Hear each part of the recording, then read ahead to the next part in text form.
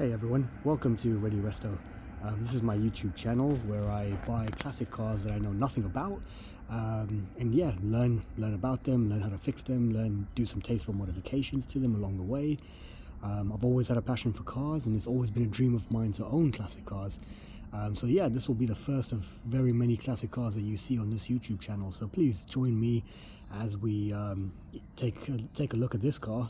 And yeah, do all the various videos on it, little TLC and maintenance, and you know, just get it back and running to the true beauty that it should be.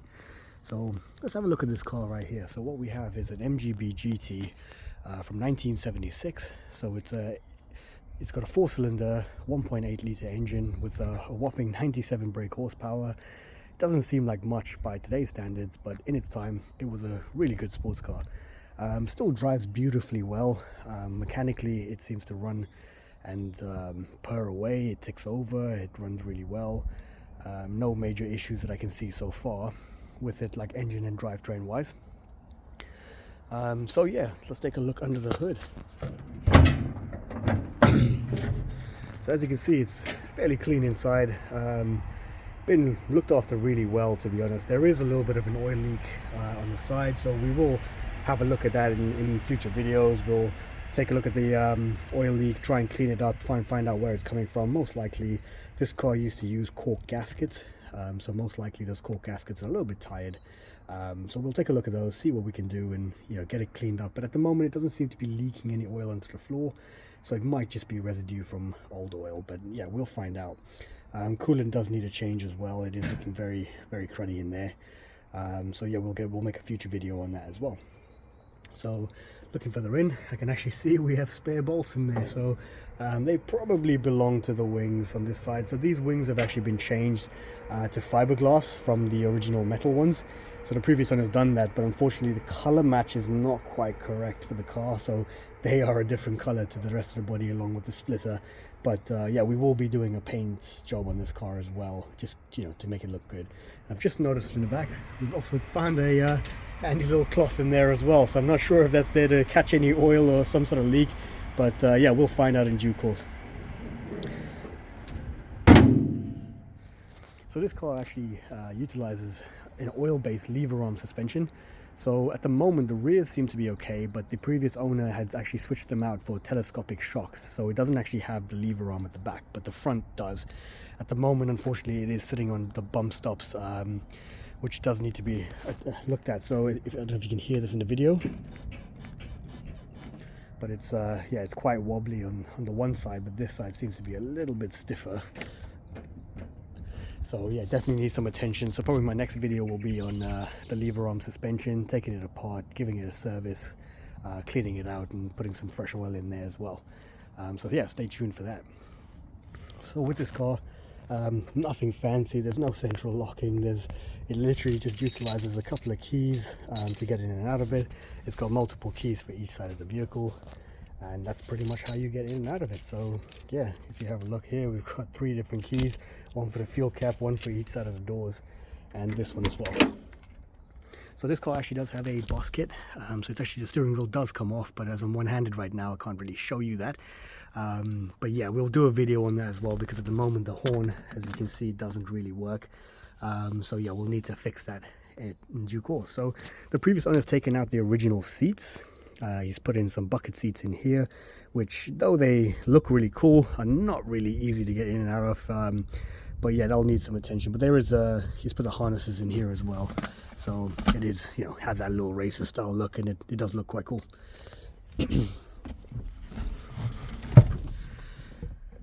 The dashboard itself, it needs a little bit of TLC. It is looking a little bit tired on there. There is paint peeling, but we will get that out. I'll find a way on how to take the dashboard out, and we'll sort of either reupholster it or spray it. I think it looks to be a metal. It looks to be a metal at the back.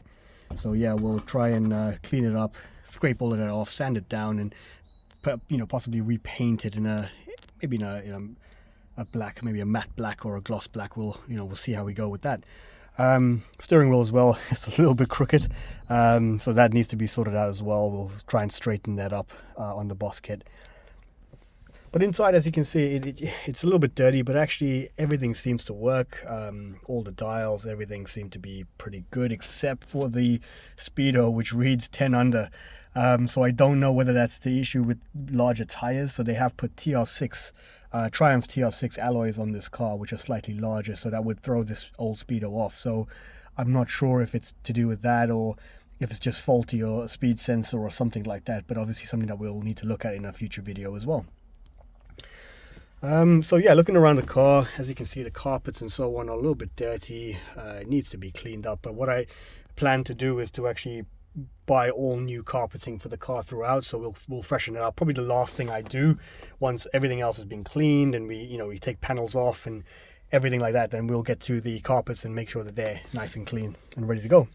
So there seems to be an ashtray with what looks to be more spare screws, so we'll have to find out where those go. Looking in the armrest, seems to be some spares. I think actually that looks like the inside of the bus kit, so I think that's probably the spring in the touch plate for the horn, so I'll see if I can try and get that to work as well. There looks to be fuses, a light bulb and a key, which I think is for the glove box, so let's have a look in there. So this is a good surprise. So it looks to be spark plugs in there, which actually look brand new. Slightly, all of it's slightly used, I think.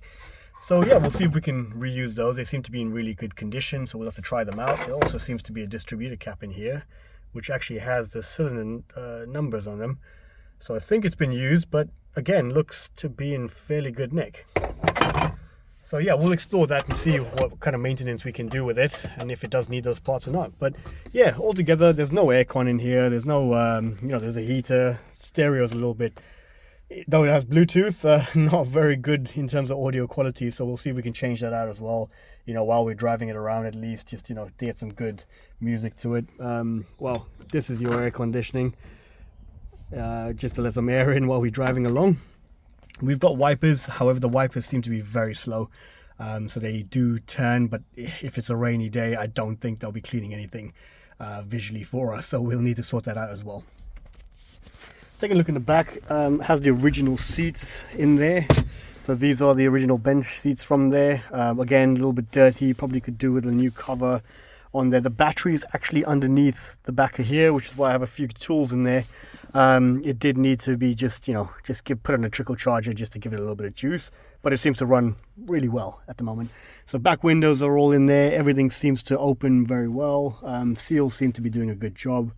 You can see there's a slight hole there, so not quite sure how we'll fix that. I think we need to straighten up the little window, but yeah, I don't know how we do that, but we'll try and figure that out together. Yeah, take a look at the outside. Sorry, not the easiest car to get it out of. Very low. So the paintwork itself, again, it does need some work. It's a little bit older. I don't know if you can quite see that on the video, but the paint does look a little bit tired. So, we need to kind of get that freshened up. So what I'll try and do is at some point sand it down, give it a fresh coat of paint, and yeah, see if we can get this looking really, really beautiful. So it's got the old gas cap on the outside, so we'll need to try and see if we can get that. I really like the Aston Martin sort of clip over cover for it, so see if I can source one of those to kind of make it really stand out with the chrome bumper. It'll look really nice, I think. So in the boot again, as you can see, the carpets are very dirty, but yeah, like I said, we'll strip all that out and put fresh lining throughout just to make it look really nice and set it off once it's all restored. So I have bought a car cover for the car. Obviously, being a classic car, we don't want moisture or anything like that to get in, and UV rays and so on to damage and stiffen up any of the rubber. So yeah, highly recommended. A good car cover. I'm not obviously not sponsored by the brand at all. I've not tried it out yet, so I'll let you guys know how it is as I use it and let you know what I think of it. Seems to be, again, more spares. There is a belt in here. It looks to be, again, fairly new, either fan belt or for the alternator, but we'll again have to assess that when we do some maintenance and just see whether it needs to be changed or not. So there's a few covers and stuff for the inside. This looks to be like a door pocket of some kind. So yeah, it doesn't look like there's any screw holes in the car itself on the doors, but yeah, we'll find out where that goes and put that back. So looking in here, we actually have, it's a travel kit in there. There's a brake glass in here as well with a little knife on the end. Tow rope, a spanner, and look at that, a 13mm spanner. What a find. Brilliant. At least we know the car has everything it needs if it breaks down on the side of the road. So looking at the side here, we've also got some spares. So we do have some rubber gaskets. We've got brake pads, very nice. Seems to be some more screws and another cloth, a couple of washers. So we'll need to find out what they is. It actually looks to be a distributor as well. Oh, interesting. Okay, there's quite a few spares in this car as well. So, you know, as we get through it and give it a clean, we might find some more interesting things. So looking under the boot, so we've got the spare wheel in here.